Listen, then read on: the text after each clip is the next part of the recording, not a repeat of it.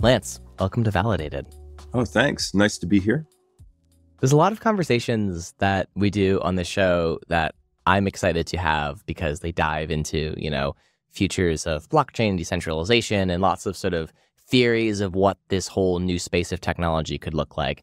But I am particularly excited to talk to you today because I think the way you think about things is probably fairly similar to the way I think about things. And I feel like we're going to have a lot to talk about today. I'm very excited.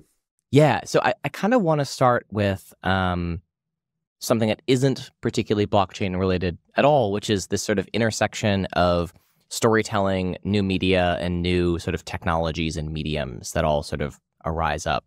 Could you just give us a little bit of overview of what you've kind of been doing for the last 20 years? Sure. I'll try to consolidate that for you. I'm a storyteller by trade. I've been working in film and television, games. I do a lot of large scale installations.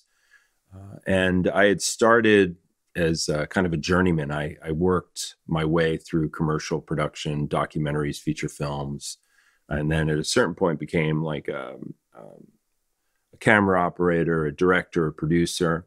And back in Web 1.0, it was at Penn Station after shooting a music video all night, and I was flipping through a magazine, and I saw an ad for a card, a piece of hardware that you could put into a computer that would allow you to edit. And I thought, it blew my mind. I was like, man, I have to get this. I have to figure out how to edit, because at that time, the only place you could edit was, paying for an expensive post-production facility.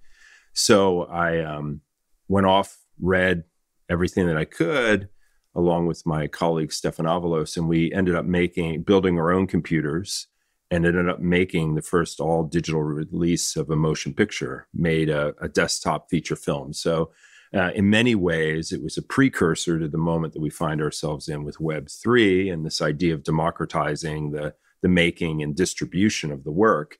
And so we actually ended up making this little movie called The Last Broadcast for like $900. When we totaled all the receipts, and then through self-distribution efforts went on to gross over like $5.4 million with it. So, and innovated the protocol for digital cinema in the process. So we did that all, there was a beautiful thing where we were so naive, we didn't know what we couldn't do. So there's a lot that's very analogous to the moment that we find ourselves in now, to what we were doing way back then. And then that kind of just sent me on a path where I became more and more interested in kind of storytelling, but storytelling across the whole spectrum. It wasn't just storytelling in terms of what I was writing on the page or what was on the screen.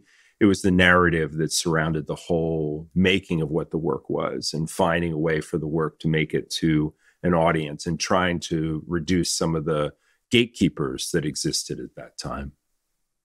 Yeah, it's funny you talk about like that intersection of what technology enables you to do and what the gatekeepers sort of are acting to prevent people from doing. It's funny because there was this period of time in the 80s where something happened and film production got astronomically cheaper. And you saw all these sort of weird, strange movies that are now sort of like that cult classic of like, Groundhog Day and Ferris Bueller's Day Off probably never should have been greenlit, but someone did because the cost of production was cheap enough.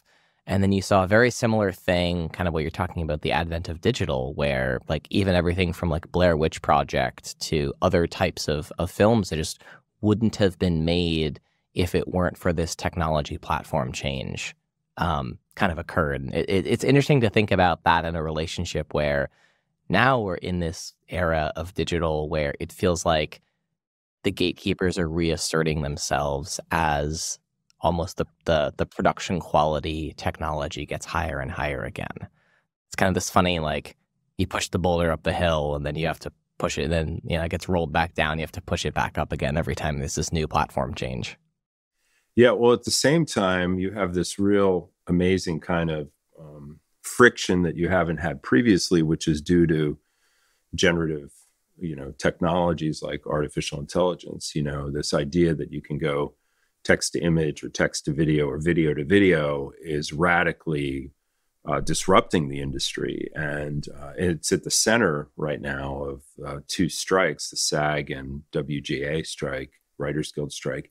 And it's Yeah. interesting to kind of think about, in some ways, I think about generative AI, and I think about some of the challenges that they're facing, and the way that rightfully so, want to figure out how to give attribution. If you look at where music has gone in terms of music, usually leads film, right? The Right. file sizes are smaller. So if you look at the trajectory there in terms of how it currently sits with services like something like Spotify, for instance, it doesn't pay any residuals out to the creators, barely any, right? And the way that they're making their Right. money tends to be through live.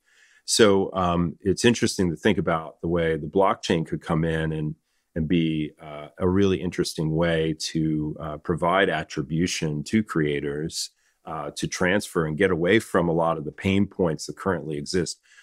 The accounting practices of the entertainment industry are horrible, in Yes. comparison to many other industries. So having transparency like you get on chain would be a huge step up. So this idea that in one part, production costs have dropped, there's another wave of things that are coming that are challenging the notion of who gets to make movies, how they're made.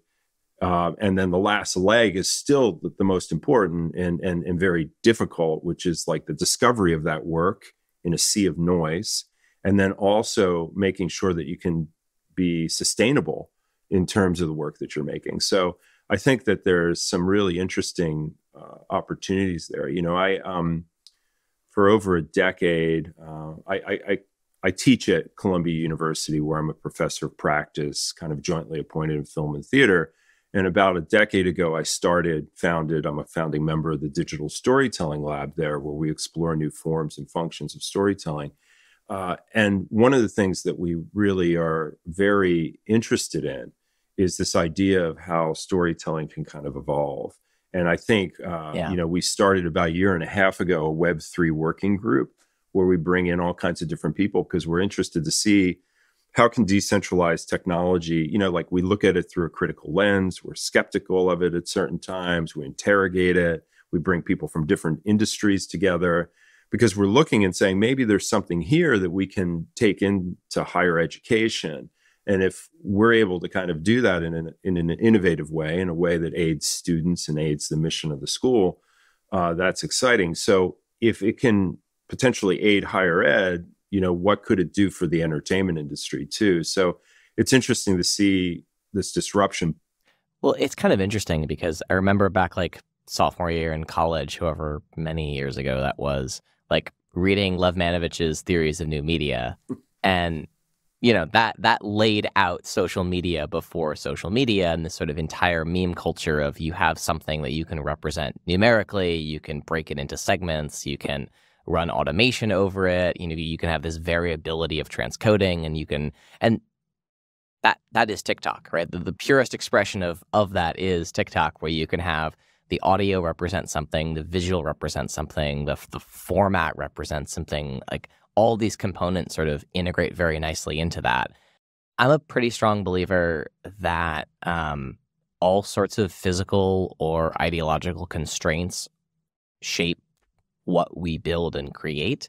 And that's everything from different types of cities, the way they're architected will direct people's brains to think in slightly different ways, to what is possible to build on technology influences how people think of and use that technology more than the ideas that they necessarily bring to that technology.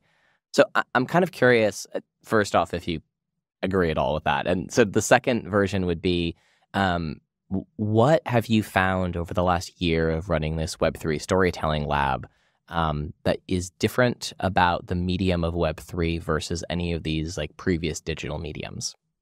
Sure. Well, I agree on the like I'm fascinated by and I think what you're talking about in terms of the rise of social media and the opportunity that sits there is really kind of this idea that anybody can be a storyteller, right? Like you're kind of blowing that wide open. Classically, what's existed is a hierarchy. Certain people were masterful storytellers. There's this embrace of the auteur theory, and that was very prescient for quite some time. And I think on one hand, you have like kind of the opening of something, like where you were talking about the design or the urban planning of a city shaping the way that people might think or approach something. There's also these really wonderful design fails. Sometimes you can find them online where you see that somebody had the best laid plans and they're like, here's how you should use this path to walk through this park. And then you'll see that everybody just cuts through somewhere else because they don't want to take the longer way to get there, right? Like, so there's this pushback in a sense where people are, it's kind of almost like Pandora's out of the box. The moment they start to embrace kind of maker culture, the moment they start to embrace social media, we move from a paradigm of a one to many to a many to many kind of realm.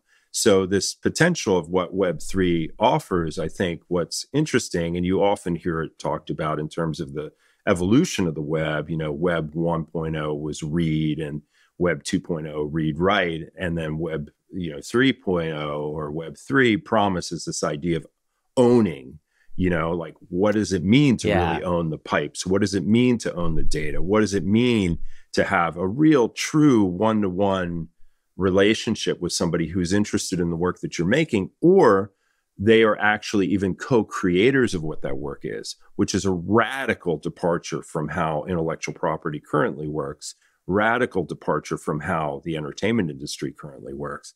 But you see experimentation with that. Like if you look at the rise of like, I can take you back like when you had the rise of like peer-to-peer services, right? And BitTorrent, I remember, gave rise to like a project that was called Wreck a Movie, where you would come in and you'd be part of the process of actually making the film from start all the way to finish. And it was a group of people that were kind of crowdfunding in and around. This is pre-Kickstarter, pre-Indiegogo, pre all those things. There was another one that was called Lost Zombies, which was a crazy like crowdsourced zombie movie where people would go and they'd throw flash mobs and invade some Starbucks somewhere and they'd shoot on their cameras and then they give it back. And it was like there was outbreaks everywhere, right? Like, so that's a while ago, and that's that's right at the dawn or the start of those crowdfunding platforms. So I think to your point, there's certain times you kind of look and there's this idea of affordances and constraints of this technology. But then there's also an opening where sometimes the technology starts to become even more accessible to develop. So it's not necessarily requiring so much in terms of the engineering side or the knowledge of the coding aspects of it. And it starts to open up these edge cases that you never expected because different people are coming in, And so at the school, we really kind of believe that this next wave of innovation is going to come from the arts. If you go back, and look historically, the arts have driven, different types of innovation throughout history. So we're very excited about, where this sits and having this opportunity to leverage, decentralized technology is very exciting at the moment. Yeah.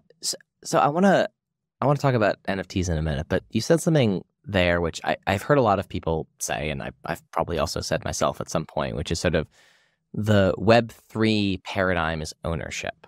Mm-hmm. And I think when we're talking about infrastructure level work, like I own a layer 1 token, I'm an owner of the network, a protocol, software protocol, I think that thesis is pretty strong and makes a lot of sense.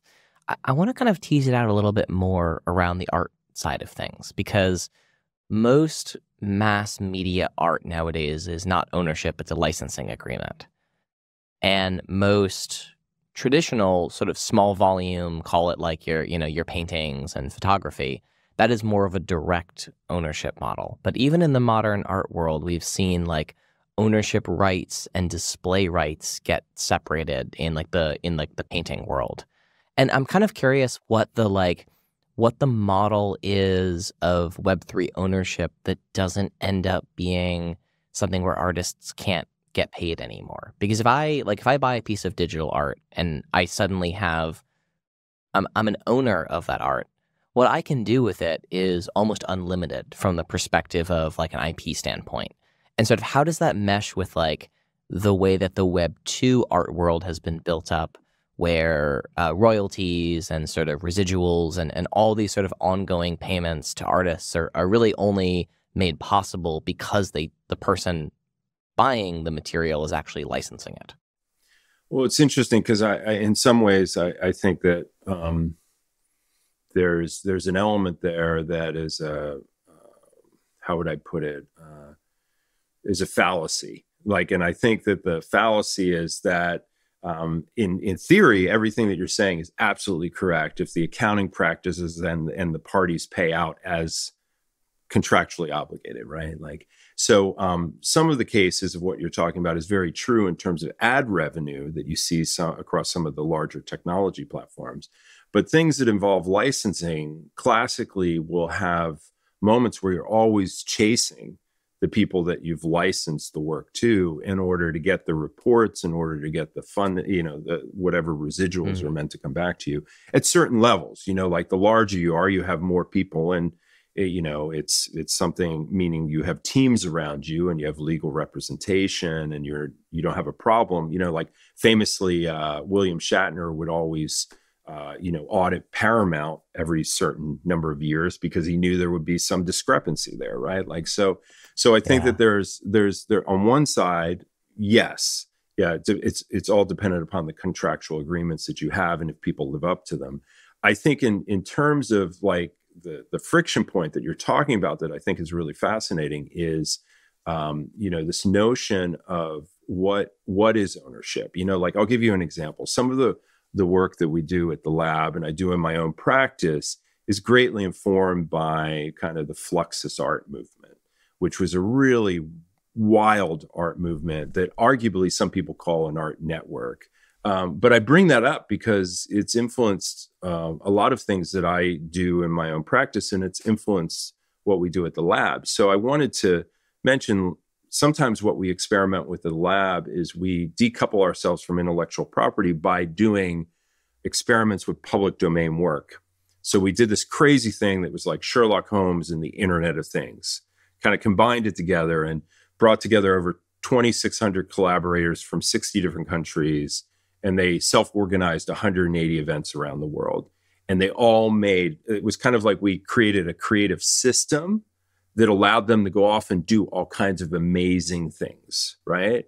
And they created stories and they built street games and they made, augmented reality apps and VR experiences and escape rooms. And it was amazing, right? And it was all, kind of this idea of okay, how do we unleash this? So it was like an open kind of sandbox of experimentation in terms of the way that you could start to play with narrative and the way that you could engage with people. And so I think in some ways, intellectual property has to evolve.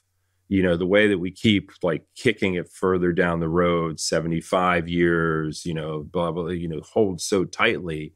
Culture is shaped by what it builds upon, and the ability to kind of open up some of that and the commons and the idea of the commons is really important. So I kind of look at it, I guess, and I think, what are some open systems that we could potentially do? What might that look like? It's not to say that people can't have intellectual property. I'm not stepping all over that. I'm just offering an alternate viewpoint. Yeah. I mean, it's really interesting that so in another life, in another world, I worked on immersive theater productions in New York City back in 2010 and 11. One of those was Sleep No More, sort of the installation and creation process for that. But one of the things we were really trying to do at the time was figure out how you could do a decentralized show that would take place in multiple countries that then would have sort of some common layer of the internet. And the technology just wasn't there at the time. But it's very cool to see that something that you guys have now been able to sort of take and build, and actually the technology exists that you can do that now. As we go sort of through this process, I'm really curious to hear a little bit about Where There's Smoke and sort of the impetus of that project and how that sort of ties into some of this work you've been doing. Sure. Well, Where There's Smoke is it's probably the most personal, vulnerable work I've ever made. It took, I'd say it was in process for 17 years. And that was basically because of it was so personal, right? So I grew up in a firefighting household. My dad was a volunteer firefighter, amateur fire scene photographer. That's where I learned photography. You know, at a young age, I was kind of racing off with my dad to photograph fires. You know, I had my first camera, interchangeable lenses when I was in third grade. And when we would listen to fire scanners and go off and chase blazes so my dad could photograph them. I'd be like loading the camera and changing the lenses as he was racing around driving, you know, with like a magnetic light on top, you know, blaring classical music, you know. And so we would end up at all these blazes, and my dad shot photographs of them. Well, when I was a kid, we had two devastating fires that intersected with our lives. One where we were on vacation and our van erupted in flames with us in it, and we got out and everything was safe. You know, we were all fine. And then the second was 11 months later, our house burned to the ground. And I don't know if it was because I was raised, you know, my dad turned me on to like film noir and mysteries and all these different things that for some reason, I always wondered, did my dad have anything to do with these fires? Which is really like a crazy leap. But there were all kinds of reasons that I thought that, and Where There's Smoke starts to examine some of that in the makeup. But the piece really kind of takes hold, and what made it actually happen was that when my dad was diagnosed with stage 4 colon cancer, he invited me to come interview him and said that I could ask him anything that I wanted. So up for you know, the last year of his life, I would sit down with him and we would have, I interviewed him for about 15 hours over a period of time. And I could ask him anything. And all these skeletons started to emerge from the closet. And the piece really kind of started to evolve.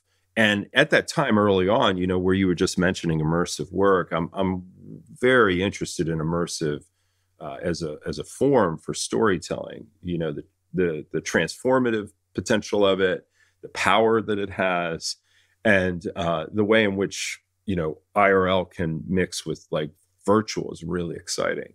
So what I ended up doing was working with my dad. I started showing him diagrams. You know, I could have made it as a television limited series. I could have done it as a feature film. I've done all that work before, you know, but I decided I wanted to do this in a different way. I wanted to challenge the notion of how you could experience this world. And so with that, I started thinking, well, what form can this take?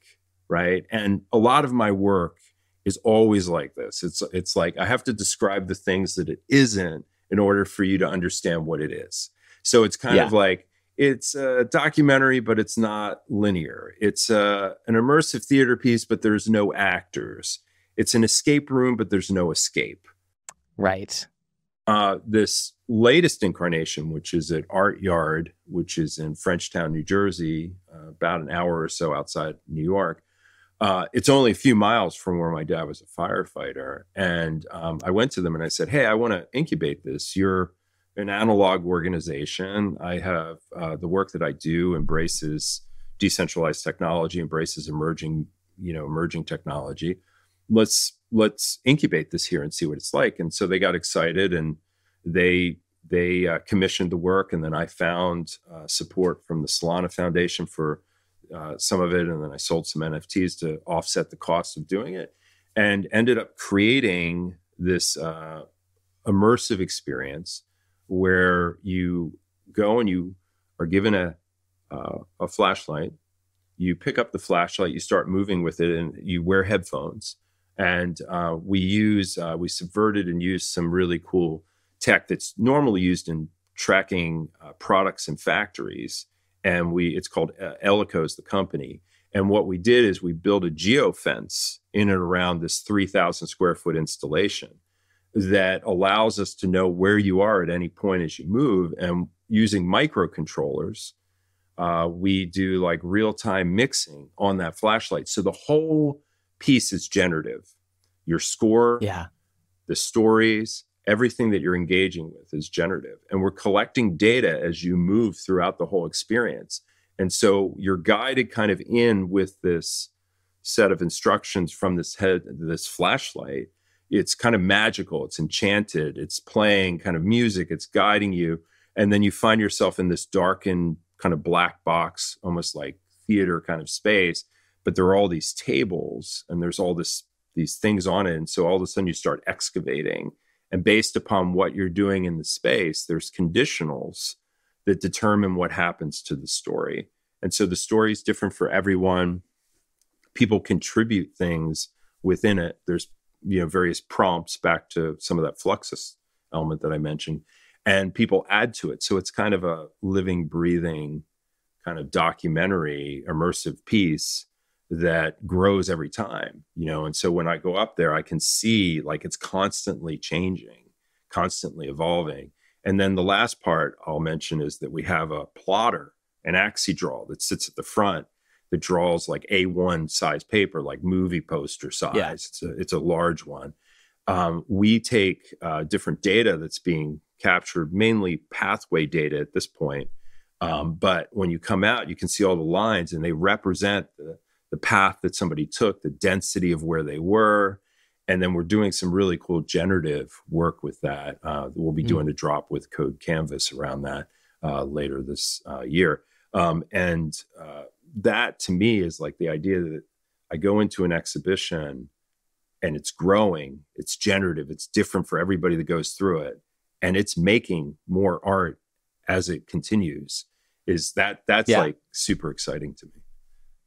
So what's the sort of the blockchain and NFT tie-in for you for this? Because there's parts of this project that feel like it's very, very new, very forward, very like AI generative experience. But like, what in your mind was like critical about there being the Web3 component there? Sure. Well, I'd say right now, it's been blockchain adjacent, right? And something that I'm working with the Solana Foundation around is making it blockchain integrated. So it has NFTs in and around it, involved in it, right? Like I did, I initially started and I was doing a campaign with Form Function, but unfortunately Form Function folded. And so I had done a lot of work around that. And we had a kind of a false start with that because they shuttered. But I was doing these kind of, I'll say in quotes, traditional NFTs that were one of ones of like my dad's photographs. Because after he died, I found thousands and thousands of these amazing 35 millimeter slides of things in various states of burning, right? So I was taking some of those, blowing them up and doing like one of ones with those. And then I'm a glitch artist. I go by culture hacker, in the ecosystem. And I would take them and I would make glitch pieces. I would kind of destroy them and burn them with pixels, right? In a really kind of cool way. And so I did those as one of ones and limited editions. And then I have been working on doing a drop that's takes 35 millimeter slides and uses a burn mechanic. So when you burn it, you get the slide of a fire. And if you collect a certain number, then your name and that certain number of those slides will be put into a permanent collection. So kind of playing with that idea of, the ledger as a way to archive something, but then tying it to an IRL component of, archiving the actual work. And then the last part is what we've been developing around Code Canvas, which is taking the data from the piece. Now, moving forward, what we're talking about is a fully integrated path where the ticketing, kind of embracing like kind of this idea of POAP, this idea that like, okay, I could come in, I could ticket, I could gain, I could get some type of an NFT that would evolve over time. Maybe it disappears or fades like the way a memory does. It would kind of leverage an aesthetic that was related to the piece. But as I kind of made my way in, playing with, I've been talking to some of the folks from the Boots protocol, Raindrops, talking about, proximity mints and talking about the idea of traits, because there's a really cool moment in the piece where people go through a visualization exercise and they draw something that they would save from a fire. Right. So the installation literally has like now probably close to 2,000 drawings of different items that people chose to save. So the idea of being able to be there with a flashlight, put something down. We do a lot of hardware development. So like we could have something that you push the card into and it scans the front and the back of it, and then you could do something with the flashlight where you determine like, oh, I want to commit this to the memory ledger, right? Or whatever it is, right? Like, and you could do a proximity mint. And then the idea that we'll take some of the generative work that we're doing now out to Code Canvas and some of those scans, and we'll bring them back into the installation through screens, right? So now all of a sudden I'm seeing more of the generative element coming back into the actual installation. And then I'm prototyping it in a couple of weeks at Lincoln Center, and then I'll do it again. We're doing these live performances around the piece where we're doing live mints with audiences. So I'm kind of working my development path. I'm not a developer within, in the blockchain. We do a lot with like hardware, a lot with IoT, a lot with AI.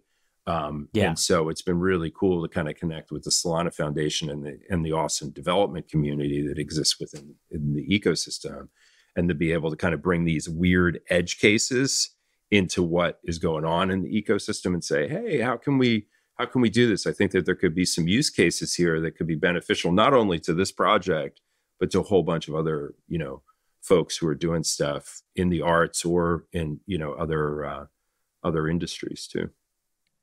Yeah, I think a lot of times people sort of look at something new and they expect like a straight arrow projection to say like, oh, well, there's this immersive show and like it's got NFTs and it's got some blockchain integration. And, it's very easy to look at that and just sort of be like, well, why does this need blockchain? And the answer is like, it doesn't yet, but it also doesn't need that plotter you were describing, and it doesn't need the positioning system, and it doesn't need like the core idea is not one that is grounded in technology. It's grounded in the art you're trying to create.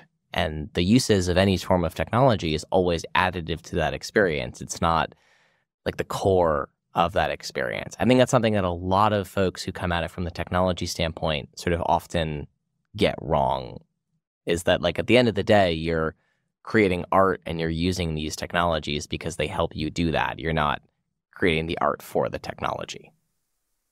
Yeah, I love that. I mean, that's a big thing that I do in my practice. There's a theory called MDA that you use to analyze games and design games. And M stands for mechanics, D stands for dynamics, and A stands for aesthetics. And when you're kind of making a game, you go a different way than when you're playing the game through it, right? But the idea is the mechanics is kind of the rules for what are needed to play the game. The dynamics or the behavior or the play itself, and the aesthetics is what you feel. So I'll often think about what somebody thinking, feeling, and doing as they're going through these immersive installations. And I'll think about an aesthetic, where there's smoke has an aesthetic. It's kind of like, it's this idea of being clouded by grief in a certain respect, right? Like it's this idea of moving through a space where my dad and I's story is a springboard for people to think about their own life, their own loss, their own memory, right? So now it makes sense, like in terms of like, oh, well, how could I use decentralized technologies to build upon what this immersive experience is? If I already have a geofence, and if I'm allowing people to move through, if memory is malleable, there's something really interesting that I can do there that relates very much to what you could do with an NFT or a digital asset. And so how can, in this case, it's a lot of people will come out of it and the responses are phenomenal, because people will spend upwards of 30 minutes or more inside this exhibition, right? And I see a demographic that goes from like 14, 15-year-olds all the way up to senior citizens and everything in between. And I'm seeing like a repeat, people coming back again because they realize when they leave and they talk to their friends, kind of that sleep no more, the magic of sleep no more, which is like, oh, I might get a one-on-one with somebody, or I get separated from my friends and I end up kind of going all over. And the best part of that show is when you're at a diner afterwards or grabbing drinks and you're talking about what happened to you. It's like being in an amazing like music festival or something. You all got separated and you were at different stages or whatever. There's this element in where there's smoke where people come out and they start talking about the stories, and somebody's like, I didn't hear that. And they're like, I heard this other one. And they're like, what? What's that story? I didn't know that. What? And they start talking to each other, right? And it's about this connection. It's kind of creating, ironically, something that's disappeared or disappeared for a period of time with like binge watching around television, right? Yeah. Now it's starting to come back, and a number of those streamers are actually going back to, like if you wanted to see Succession, you had to wait until it aired, right? Like you couldn't binge the whole thing because it removed the social dynamic of what it was, and so there's something really interesting because decentralized technologies are also really, there's a real strong social component to them. Yeah, it's funny to hear you kind of talk about it in this way because it seems like a lot of mass market storytelling is getting much flatter than it used to be. Not just the rehashing of let's take a movie from 20 years ago and let's remake it, or this sort of never-ending drip of comic book movies that are coming out that are all basically formulaically the same, or even some of the work around, what sort of net new stories and films are getting created, whether it's turning, Barbie into a film, or whether it's turning, let's make another movie about someone doing good things in World War II, right? Like the basis of stories feels like it's flattening. And there's an interesting parallel in the NFT space because, like, Hello Kitty as a brand is an $80 billion brand, and there's no plot there. There's no Bored Ape Yacht Club plot. There's no Degen Ape Academy. Well, there's a small one, but there really isn't like a plot. These are almost more like symbolic affiliation stories than they are traditional stories. Or if they're stories, they're like the world of NFTs right now is very thin on storytelling. And I'm kind of curious as you sort of describe, like the stuff you're talking about is like very interesting to me. Like an experience and a story where not everyone gets to experience it, and you have this sort of social consensus that comes together on the end and figure out what actually happened. Like that feels like a kind of story that we're not telling as a society anymore. And I'm kind of curious to hear you think about what the future of sort of Web3 storytelling and Web3, basically creative pursuits can be. Like from a technology perspective, we know these things can be really integrated. We know that we can have, 10,000 PFP drops, and each one of those has its own story. And there's this like magic meta story that ends up getting built together. But we sort of see culture, at least in the United States, kind of building away from that. How do you think those two things intersect? Do they just grow in parallel? Does this mean that the type of work you're talking about with generative materials will sort of never be quite as mainstream as your sort of staple Marvel DC comic movie? Or what does that future look like for you? Well, I think it's interesting because some of what I'm talking about is kind of this level of personalization within storytelling, which is kind of interesting in the way in which, like with Where There's Smoke, for instance, I experience one thing and somebody experiences something totally different, right? But do you think people want that? I think like some people do, but I think some people do in certain respects. I think, I don't know if you've seen the new Unity replica demo, where literally you're in a city and you can walk up to any NPC and you can talk to them, right? Like you can literally have a conversation, right? It's all AI enabled. And so I can walk up, and I've seen a variety of demos where somebody's like, what's up with your hair? And then they start having a conversation with the NPC, and he's like, I just got my hair cut, and then going back and forth. Yeah. Like there's this whole maker culture, like if I look at Let's Play videos, if I look at the rise of social media, if I look at the way that a lot of people think that they feel that they're storytellers, they're telling stories on a regular basis. We're all storytellers. It's in us, right? It's just a matter of like, some people have been elevated or are masterful storytellers, while others maybe don't identify as being a storyteller, or don't know, or haven't evolved necessarily as a storyteller, or don't consider themselves to be it, right? Like so I think on one hand, I could see the rise of personalization within storytelling, and I could see that driving a variety of different ways that people are interacting with stories. Or the potential for how they could participate in what those stories were, and then sharing. I think you'll start to see a crazy kind of remix culture that'll come around with like generative AI. And this is like something they're trying to figure out is like, well, what does it mean when we start to use deep fakes and we take license different celebrities, and then what if I put myself in there into a Die Hard, and I'm one of the characters, and I decide I want to be, the arch villain in that thing, or I put my friend in there, and then we sample ourselves, and all of a sudden you're going to have like these, super cuts of like different scenes, and it'll become totally schizophrenic. But it points to, using it's like meme culture, right? Like what I just described there. But on the other side of that is the potential of a whole new wave of storytellers and different voices kind of emerging, and being able to tell, whether it's traditional stories that are kind of like, okay, I crafted this, and you can explore or be part of certain elements of what it is, up on the other end of the spectrum, like you're actively co-creating this thing, or, for others, and then they're following you through it, like that idea of, here's a remix of Die Hard that I did. All of that is like unknown. It's unknown in terms of the IP around it. It's unknown in terms of like who's making it. It's unknown in terms of what technologies are going to power it. It's unknown in what studios will still exist. It's unknown in terms of like what new technology opportunities there will be, in terms of like some of the stuff that's going on with decentralization. I'm so into the decentralization thing because I think years and years ago, I was in Wired magazine, and they did a piece, and I was talking about the distribution of the last broadcasts. And I was talking about the democratization of that distribution, and it took 20 some odd years for the protocol that we were developing at that time, or what we were experimenting with, to be the way that films are delivered now, right? So that was a long progression. But with some of these generative tools, it's accelerating, right? It's not a 20-year window. It's like 6 months, 9 months. We've seen it a lot within Web3, Yeah, I guess it's just like, as I look at like, what are forms of decentralized, community-owned storytelling today?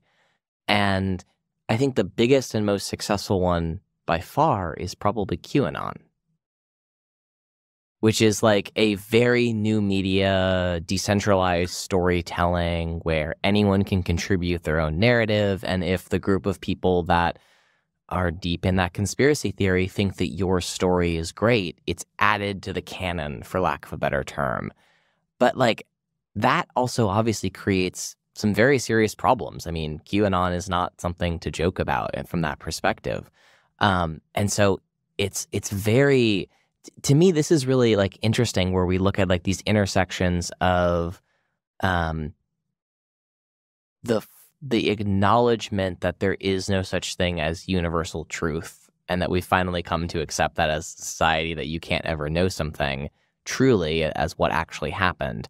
But then that storytelling component goes right into, okay, well, we're gonna reconceive of the world in this era where now, there's conspiracy theories everywhere. There's a global cabal that, all the QAnon stuff that we all know, and let's call it love. I guess that's kind of the one of the questions I have on the future of art and the future of these components. There's a level in which AI is letting go of the creation process.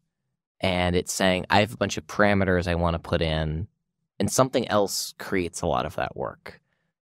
And decentralized storytelling, it feels reminiscently similar, where like an author of a novel is largely in control of the material that they're producing. Now, people may not like the book, they may not read the book, but like, it is that author's work.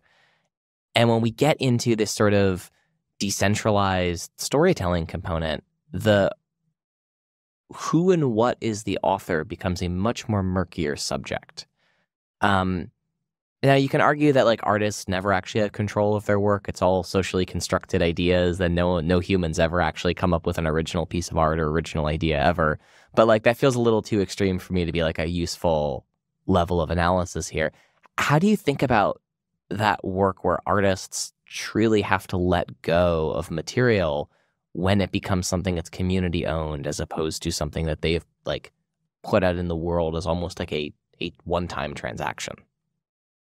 Like, you have lost control to some extent intentionally of where there's smoke by having it be generative, even though you've created all of the rules for the environment. who knows how that's going to grow into the future? Yeah, well, I think a couple different things. I mean, I think I came out of making alternate reality games. Alternate reality games were a big. You could say that QAnon is a huge alternate reality game, right?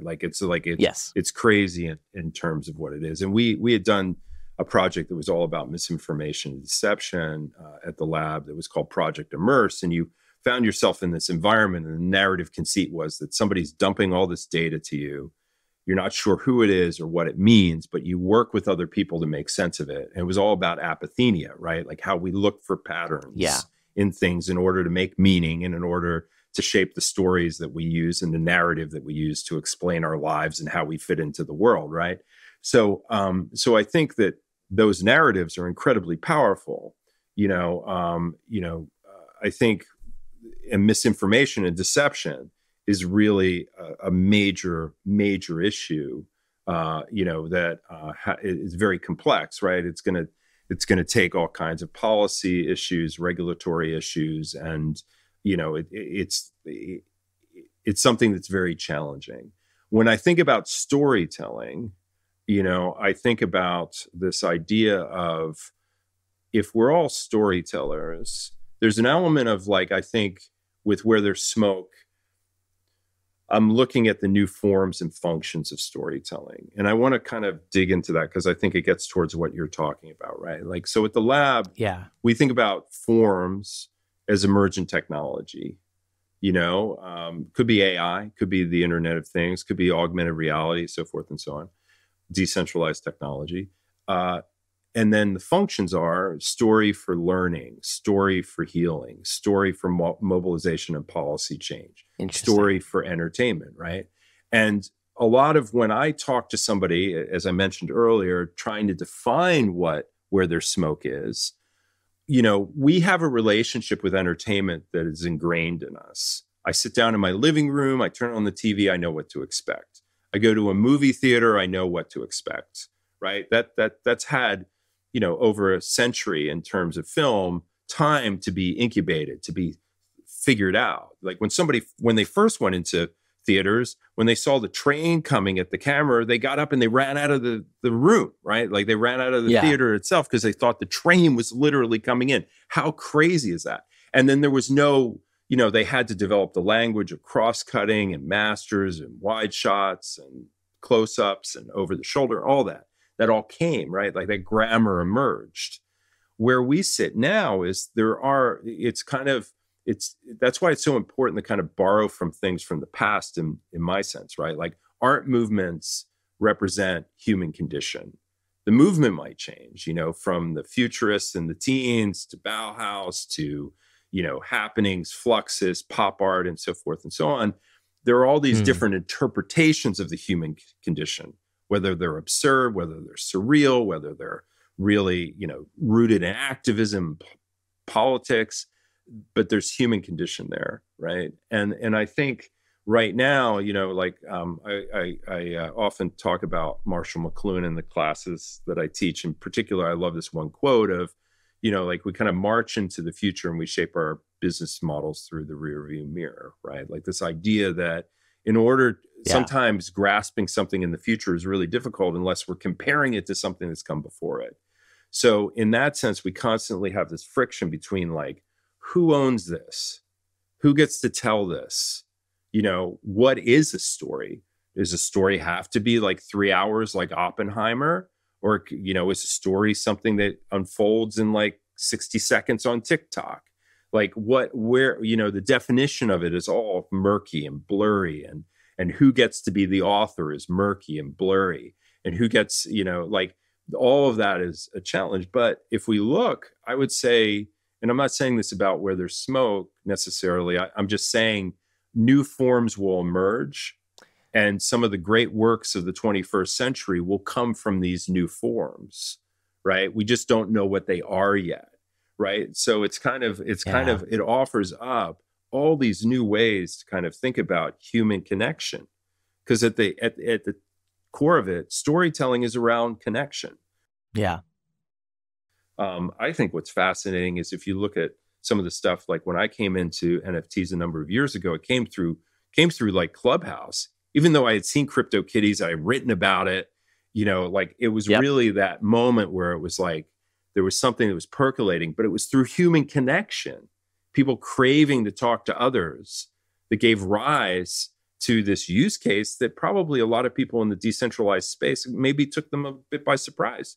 Was that going to be the first thing that really popped out of DeFi, like out of the ecosystem, NFTs, Yeah. so for art, I don't know. I guess, I think it's awesome. But so I guess what I'm getting at is there's a lot to the question that you asked in terms of the points and pokes at what is the future of these forms? What could they be? And who gets to be the author of them? And what are they meant to do?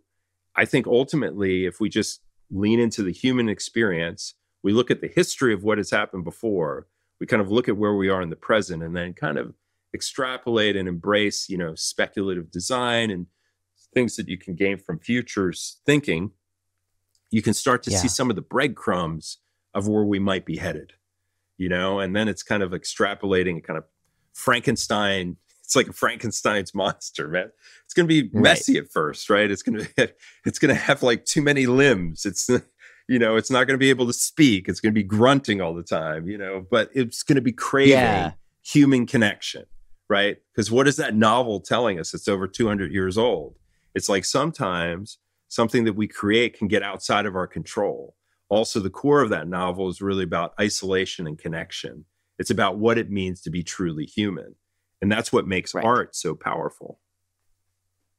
It's interesting that the Frankenstein's monster analogy, I think, is kind of spot on. And I actually feel that way about a lot of modern culture, that it is everything from the fact that you can go anywhere in the world and you can find the coffee shops that look exactly identical. There's this sort of Frankenstein's monster of like global culture that's been built. And like, it's funny because I worry about that a little bit in the future of AI powered art. Not that AI is not going to be a strong tool, or the sort of blockchain tools as a way of collaboration aren't going to be really strong and powerful tools, but that it's going to have, I think it's hard to do good original work without isolation. And the more that we have integrated technologies, integrated storytelling, integrated communities, you either get these sort of like very much like QANON, like down the rabbit hole, we're all in this cult together, or you get this like sort of softening of everything where like a flattening of the idea space that's possible. And I hope I'm wrong on that. I hope we get the opposite and we actually get this like, 10 million Frankenstein monsters that all look different and all have these sort of different components in them. And we sort of see this like great expanse of what's possible. I don't know. I err on the part side. of me is worried. Maybe I'm optimistic, right? Like there's a part of me that feels like we have certain sparks in our, like a flame burns. Like when we're a child, we're like super playful, and then society beats it out of us, right? Like it dims it down. But I think that there's something inherently about being able to embrace the arts and realize that you can make a creative expression. Like a lot of my work, for instance, spans years to make, like the large scale stuff that I do, the installations that I do. Even when I'm doing a film or a television series or whatever, it takes a long time.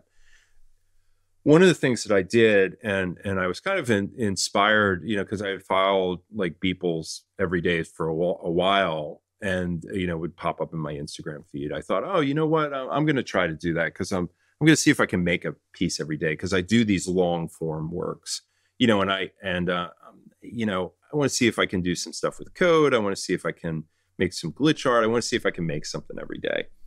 And so I tried in 2019, failed after a couple of days, just like miserable failure. It's hard. And then I did it in 2020. I got all the way up to the pandemic. And then you would have thought I had plenty of time, but then I had other things on my mind and I wasn't able to do it. But in 2021, like on January 1st, I don't know why I always reset it back to, I thought I had to start at the January 1st. I could have started any day I wanted. But anyway, in January 21st, 2021, I start making a piece, and I'm closing in on 1,000 days now, right? And I was initially just putting them up on Instagram, very web 2.0. And I started to become really interested in what was going on with like NFTs. And I ended up stumbling upon Hic Et Nunc. And I was very early into that community. And what I loved about Hic Et Nunc was it reminded me of Web 1.0. The interface was really confusing. There was no algorithm. There was no curation. There was crazy. Did I do that right? Where did it go? What's happening? Did it connect to the wallet? There was all kinds of chaos around it that just made it so amazing because it created social chatter in and around what was happening. It was like the development of it was so raw. It was so alpha. It was so out there, right? In a really cool way. And people started recognizing it, saying, wow, this is different than the other things that I'm seeing in the space. Yeah. And artists just started pouring in from all over the world. And that I often I tell my students this, I tell other people that, like, if you want to understand or study decentralization, Hic Et Nunc is an amazing use case story for it because, Rafael, single developer out of Brazil, funded by the Tezos organization, or granted initially, brings a Southern economy model up with him, right? And, a different type of a creative economy model. It starts to become really successful. I think it did over 50 million in sales in like 9 months. It was insane. It burned so bright before it imploded. But it struggles community-wise with, like, as it starts to create resources for people, the demands that are there in terms of what people want start to strain things, right? Everybody has different demands because people are leaving their jobs. They're going into, they're making art full time now. And now they want this feature. They want this. There were these amazing community hackathons, all these wonderful events that people were doing, like swapping art, all kinds of really cool fundraisers. And then it just like implodes in like spectacular fashion, and because it's open source, the moment it goes dead, within hours, it's all, I can mint one place and it's like a Hydra. It's like it's mirrored everywhere. And you're like, wow, that's wild. That's decentralization. You're like, holy shit, that's crazy. And so there was a lot there because decentralization is hard. Historically, it's very difficult, And so, but it was really wild in terms of that art project.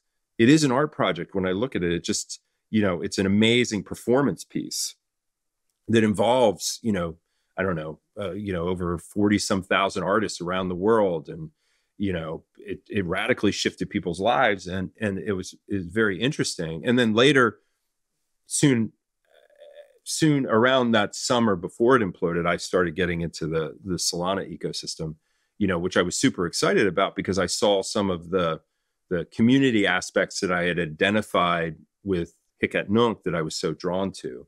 And in fact, I started a really cool zine. It's called Damn. It's a decentralized art magazine, and we get together the beginning of every month and have a prompt, and people make work, and then we use a hashtag and we find their work, and then we create a PDF of the zine that's a directory to all the artists, but it's cross-chain, so people are minting on any chain. And we've done 14 issues of it, worked with over 1,000 artists who have made like 1,300 pieces, and we've collected like 600 or so pieces for the Damn Vault. But I do that with Lowbrow Native, who's in the ecosystem within Solana. We co-founded it together. But like that idea of community, and that's what, I got excited about within the Solana ecosystem in particular. I got excited because I identified something that I had felt and gone through previously that I was like, that's where it was the most electric. That was where it was totally exciting. So I think this goes back to a question previously. I think it's all about use cases. I think if people can see different wild outliers and experiments and things that are breaking from the norm, it's weird to say there's a norm around this category, but there are certain norms that have developed, right? And certain ways that people do things and the methods, because there's a lot of people kind of just chasing what somebody else has done. I say, like full on embrace the R&D opportunities of the moment that we find ourselves in. full on embrace the potential to make that human connection, to experiment, because I've been kicking around for a while since Web 1.0, and I've never been more excited than the moment that we find ourselves in now, because I can see that Frankenstein monster. I can see all those pieces. I'm like Victor, man. I'm in the lab. I'm trying to assemble it all. You know, it's like, oh, there's a little bit of this and a little bit of that and a little bit of this. And that, you know, I tell my students when they come into class, because a lot of times the narrative around the category is very negative. You know, so a lot of my students are like, no, I don't want to know anything about this. This is what it is.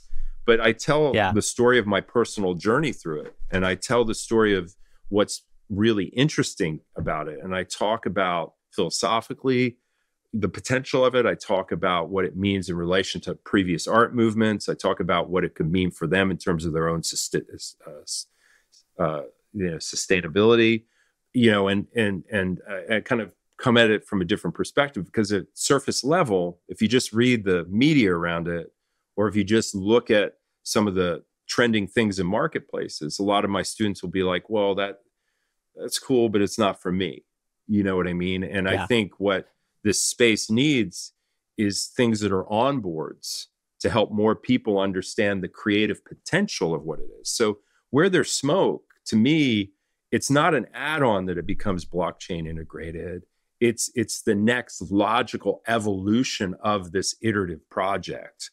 And I think it's something that's critically needed in the ecosystem, you know, to welcome more people in through something that was something that they had a personal connection to, something that allowed them to experiment with the technology in a way that was emotionally resonant, right? That it was a story that allowed them to transport themselves somewhere else.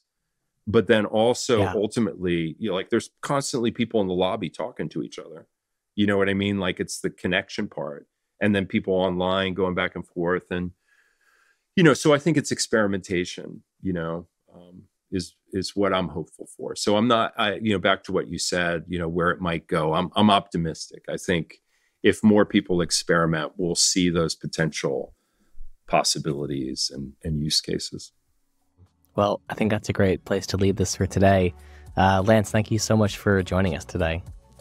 Oh, thank you. Thank you so much for having me. I enjoyed the conversation. Appreciate it.